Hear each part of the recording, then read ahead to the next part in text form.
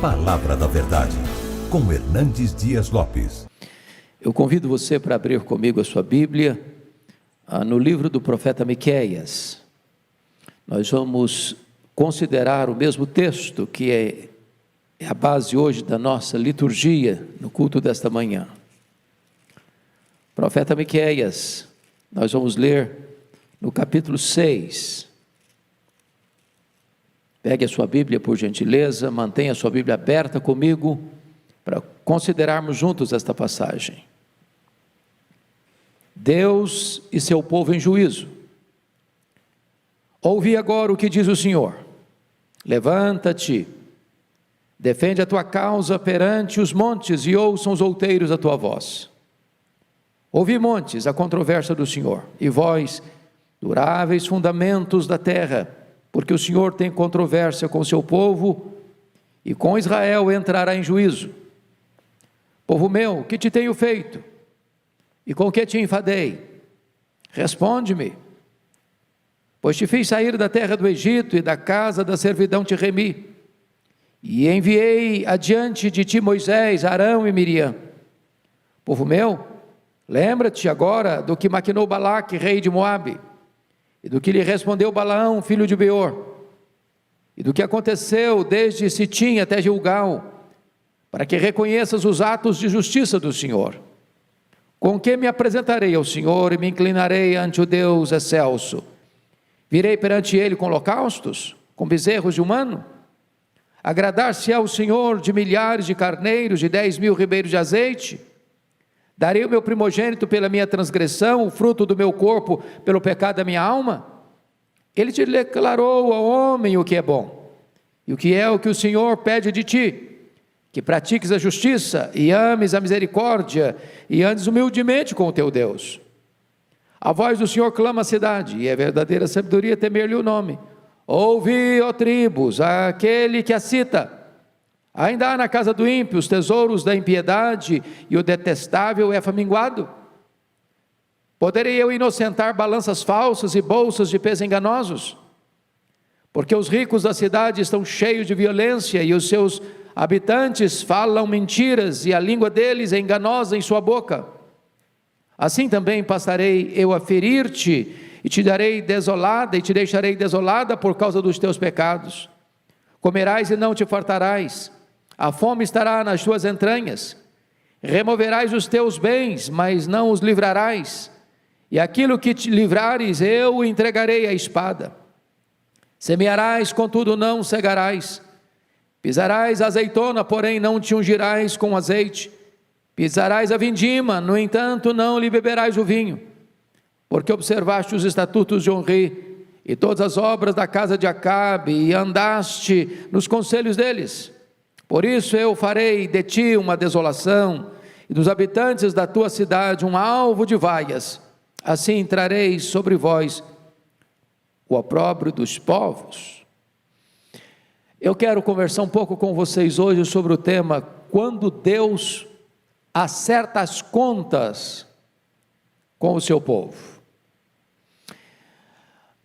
O profeta Miqueias, bem como os demais profetas menores, entenderam com muita profundidade e até exatidão os grandes dramas, os grandes conflitos, as grandes tensões do seu tempo, da sua nação, e tiveram ousadia e coragem de diagnosticar os problemas dos governantes, dos legisladores, das cortes, dos juízes, do comércio, da indústria, da realidade da família e da igreja e da religião. Não eram homens alienados, não eram homens dispersos de entendimento. E o diagnóstico que Miqueias vai fazer do seu tempo, da sua época, da sua nação, é exatamente o diagnóstico que você e eu fazemos hoje da nação brasileira. O diagnóstico que ele fez da realidade espiritual do seu povo não é diferente do diagnóstico que nós encontramos hoje e fazemos da igreja brasileira. Portanto, esta palavra não é para ser olhada com as lentes do retrovisor, como se nós estivéssemos descrevendo um fato pretérito, mas nós estamos hoje olhando para nós mesmos diante do espelho. Então, eu queria que você olhasse comigo o que estava por trás, o que estava acontecendo nos bastidores da nação de Israel, da nação de Judá. Primeiramente, eu convido você para olhar comigo capítulo 2, verso 1 e 2, porque havia ali uma espécie de aparelhamento do Estado para a prática dos crimes. Ai daqueles que no seu leito imaginam a iniquidade, maquinam o mal, à luz da alva o praticam, porque o poder está em suas mãos. Se cobiçam campos, os arrebatam, se casas as tomam, assim fazem violência a um homem e a sua casa, a uma pessoa e a sua herança. O texto está dizendo que eles não só maquinam o mal, mas eles têm poder de fazer o mal, porque o poder está na mão deles. O Estado estava aparelhado para o crime, para a violência, para a corrupção. O que você nota no capítulo 3, versículo 2, é que havia uma espécie de inversão de valores. Os que aborreceis o bem e amais o mal. Note você que uma coisa é tolerância ao erro, outra coisa é inversão de valores. Aquilo que é vergonhoso é aplaudido, aquilo que é repudiado é aceito, mas aquilo que é bom e legítimo parece que é vergonhoso. Chamam mal de bem, bem de mal, luz de trevas e trevas de luz. Se você perceber no capítulo 3, do versículo 2, havia uma espécie de desumanidade no ataque da liderança ao seu povo, quando diz assim, no versículo 3:3, que comeis a carne do meu povo e lhes arrancais a pele, lhes esmiuçais os ossos e os repartis como que para a panela e como carne no meio do caldeirão. É um ataque bestial, canibal. Era assim que o povo se sentia, totalmente explorado e esmagado, sem qualquer direito.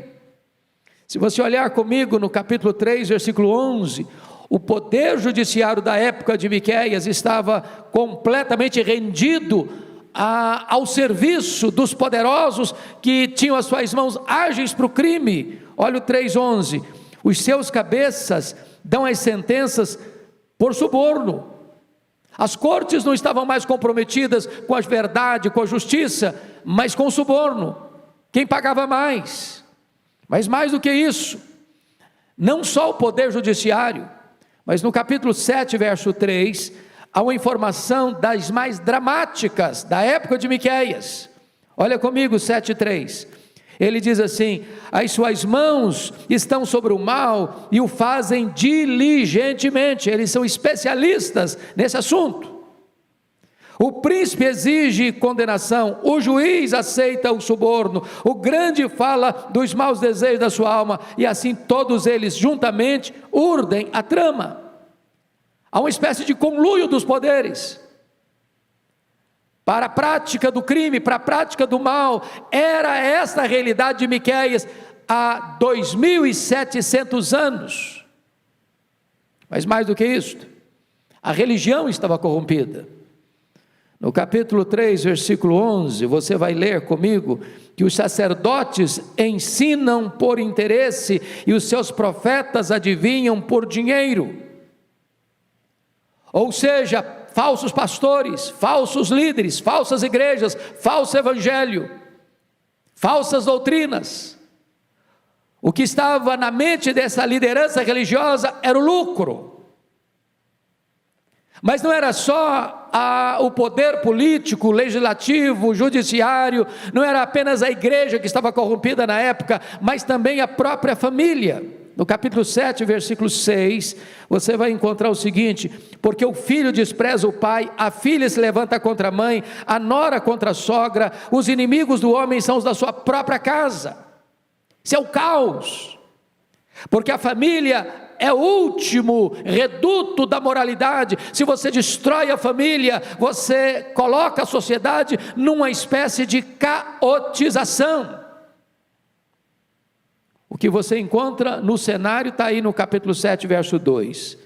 A situação é desesperadora quando o profeta diz: pereceu da terra o piedoso, e não há entre os homens um que seja reto, todos espreitam para derramar sangue, cada um caça o seu irmão com rede. Ou seja, não tem mais integridade, não tem mais verdade, não tem mais fidelidade, não tem mais confiança. O homem olha para o outro como se fosse o lobo que quer devorá-lo. Este era o retrato da sociedade de Miqueias. Talvez seja este o diagnóstico da sociedade brasileira. O que o profeta vai fazer? Eu quero agora convidar você para nós entrarmos no capítulo 6.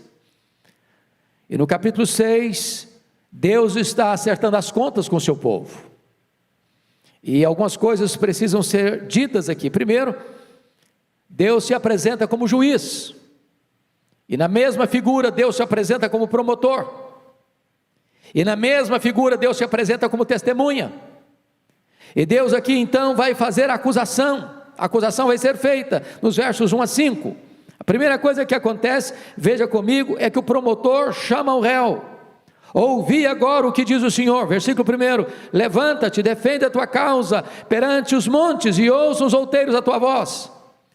O querelante confronta o querelado, dando-lhe amplo direito de defesa, mas o réu se cala, porque não tem defesa, porque seus crimes são reais, porque a sua culpa é notória.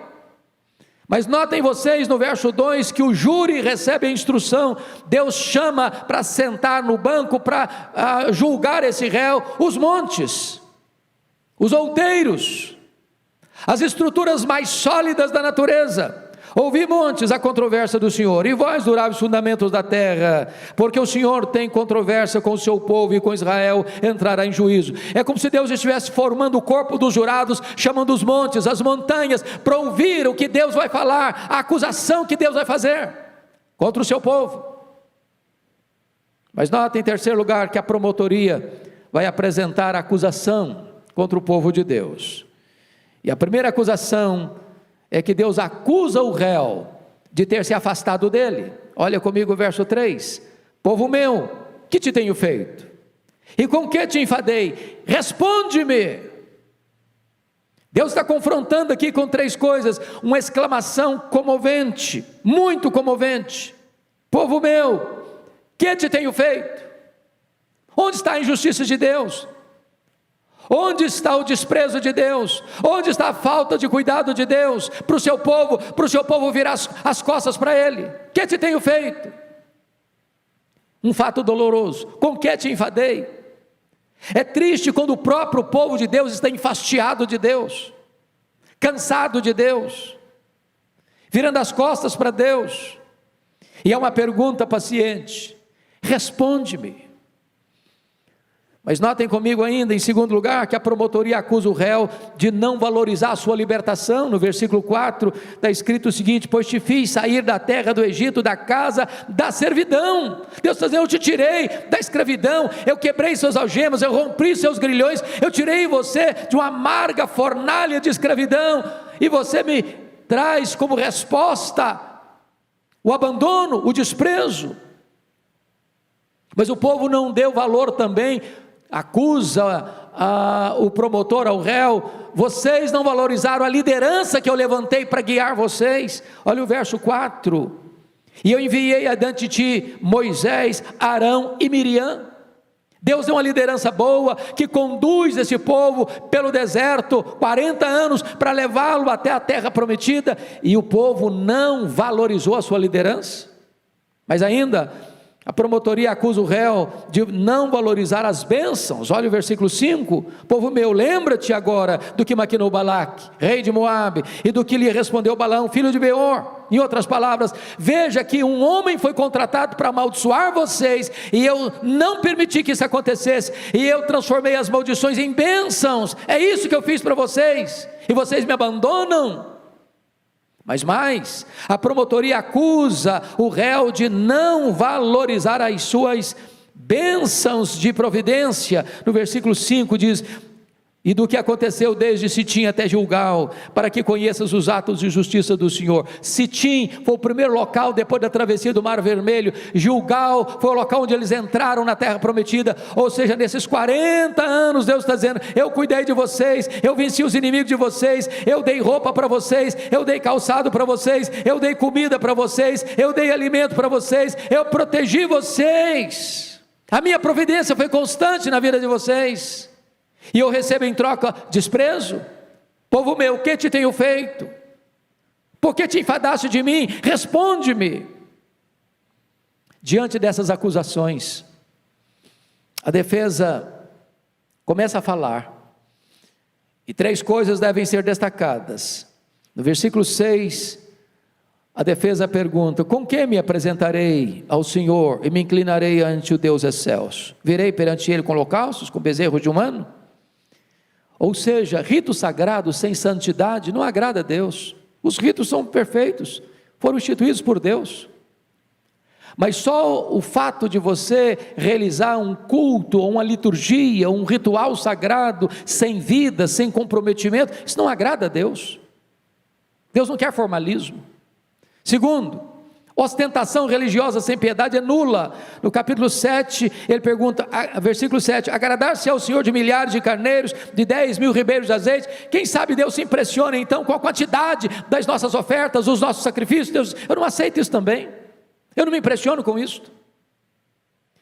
Eles disseram: e se nós fizermos então sacrifícios como os pagãos? Olha o versículo 7, parte B: darei o meu primogênito pela minha transgressão, e o fruto do meu corpo pelo pecado da minha alma. Deus não aceita isso. Então, diante disso, Deus dá a instrução no versículo de número 8, e a instrução é clara: Ele te declarou ao homem o que é bom e o que é que o Senhor pede de ti. São 3 coisas. Primeiro, que pratiques a justiça. Deus não está interessado numa religião formalista, ritualista ou mística, que não tem reflexos na conduta moral, na maneira de se lidar com o próximo, na maneira de se lidar com as responsabilidades assumidas, com os votos assumidos, com o comércio, com a indústria, com as transações comerciais. Deus quer justiça. Mas mais do que isso, que ames a misericórdia.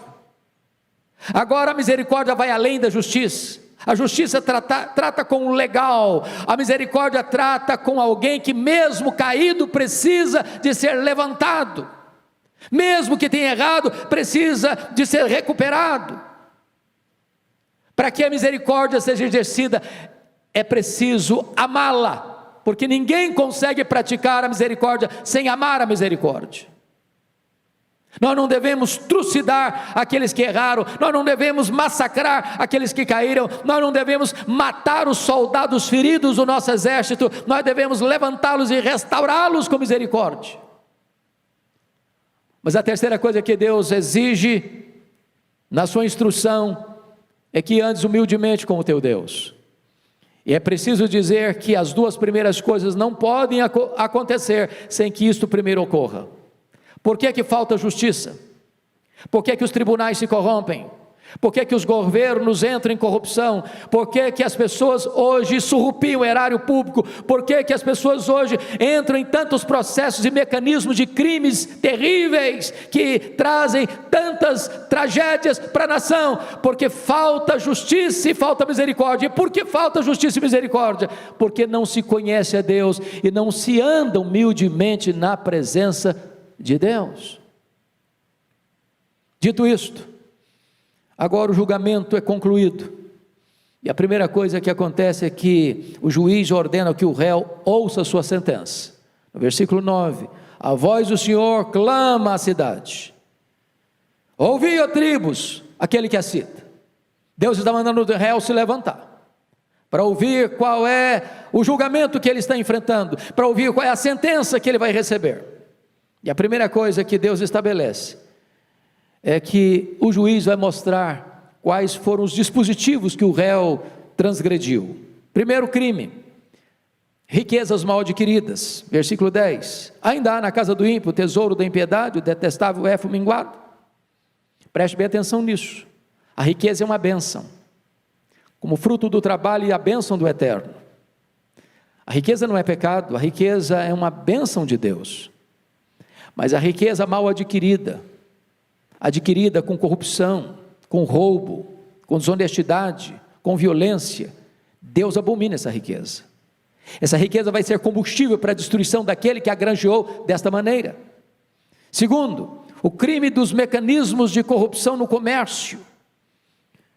O detestável éfa minguado, versículo 11, a balança falsa, bolsas e pesos enganosos. Deus abomina isso, a desonestidade. Vender um produto dizendo que ele tem uma boa qualidade quando ele tem uma qualidade ruim. Vender 1 quilo de feijão no mercado quando não tem 1 quilo, tem só 900 gramas.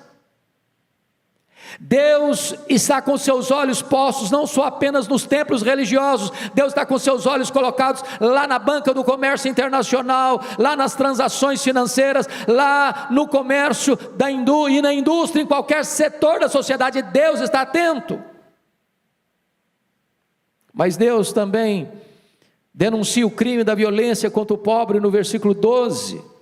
Veja você, porque os ricos da cidade estão cheios de violência, e os seus habitantes falam mentiras, e a língua deles é enganosa na sua boca. Ou seja, tem o crime da violência e tem o crime da mentira, porque os dois caminham juntos. Então Deus está mostrando a verdadeira realidade da situação. Agora o juiz vai aplicar a sua sentença. Primeiro, o réu vai ter que colher o que plantou, no versículo 13, assim também passarei eu a ferir-te, te deixarei desolada por causa dos teus pecados. Diz a Bíblia que de Deus não se zomba, aquilo que o homem semear, isso também ele ceifará.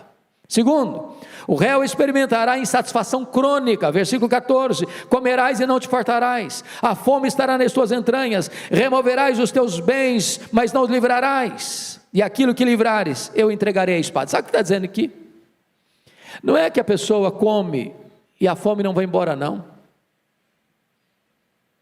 O problema que o profeta está levantando aqui é que Deus impedirá que aqueles que vivem na violência, na corrupção, à margem da lei ou contra a lei, para explorar, para corromper, para se enriquecer ilicitamente, ele não vai ter prazer nesses bens adquiridos, ele não vai ter paz, ele não vai ter sossego, isso vai ser um flagelo na sua alma.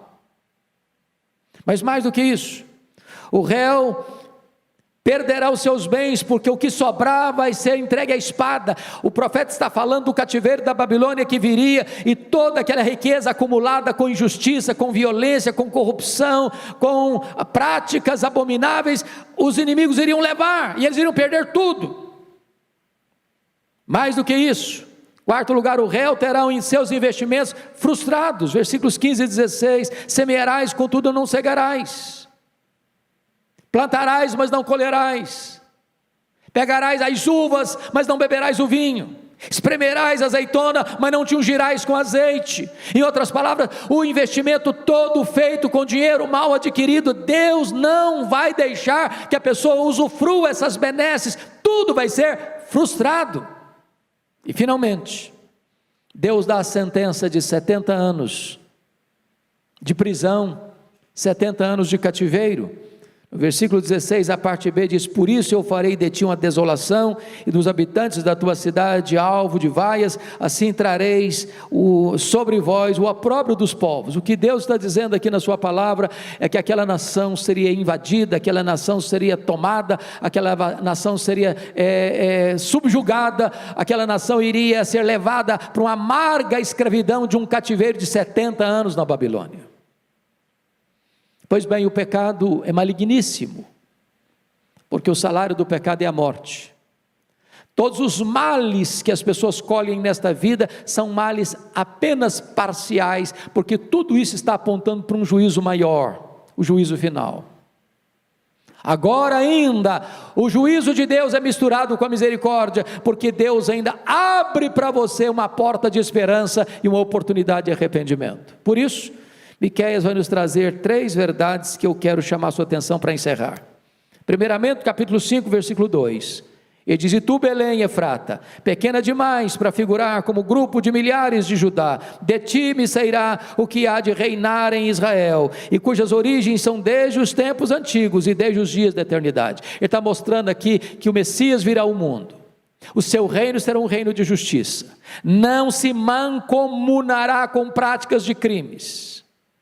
E este é o rei, que é o Messias, que é o Salvador, que se você confiar nele, ele perdoa os seus pecados, ele restaura a sua sorte, ele muda a sua vida, ele transforma a sua história.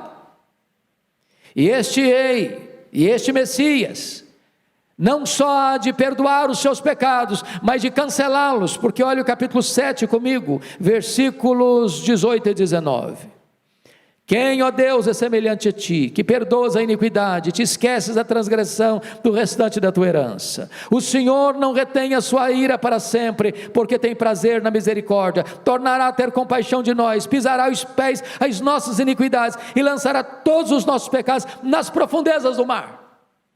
Não importa quão longe você tenha ido, não importa quão profundamente você tenha caído, não importa quão amarrado você esteja no cipoal do pecado e das suas iniquidades, não importa a condição que você se encontra nesta manhã, se você se voltar para Jesus, Ele perdoa os seus pecados, Ele cancela a sua dívida, Ele lança as suas iniquidades nas profundezas do mar, e nunca mais dele se lembra.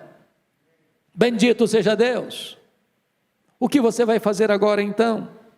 Diante de um cenário tão sombrio, como este que você e eu estamos vendo na nação brasileira, de tanta dor, de tanta angústia, de tantas mortes, de tanta violência, de tanta corrupção, de tanta maldade, de tanta injustiça. O que vamos fazer diante de um cenário onde você olha do mais alto comando das nações, não só do Brasil, mas do mundo, a situação ficando cada vez mais complicada? O que fazer? Pois bem, eu quero encerrar com o capítulo 7, versículo 7. O profeta diz assim: eu, porém, nesse cenário tão sombrio que ele descreveu, de aparelhamento do Estado para a corrupção, dos líderes mancomunados com juízes para explorar e corromper, do comércio corrompido, das práticas da convivência humana corroídas, da religião comprometida com a corrupção, do lucro, da família dividida, pais contra filhos, filhos contra pais, da piedade parecendo que está desaparecendo do mapa. O que fazer? O que você vai fazer? O que vamos fazer? Pois o profeta nos diz no capítulo 7, verso 7, eu, porém, olharei para o Senhor e esperarei no Deus da minha salvação, o meu Deus me ouvirá. Eu quero conclamar você, que é povo de Deus, que é a igreja do Deus vivo, para neste momento nós nos colocarmos na brecha da oração, pela nossa nação, pela nossa igreja, pela nossa família, pela nossa vida. Deus é o Deus da nossa salvação e Ele nos ouvirá. Esse é tempo de clamor, esse é tempo de buscar a face de Deus. Que Deus abençoe profundamente a sua vida. Amém.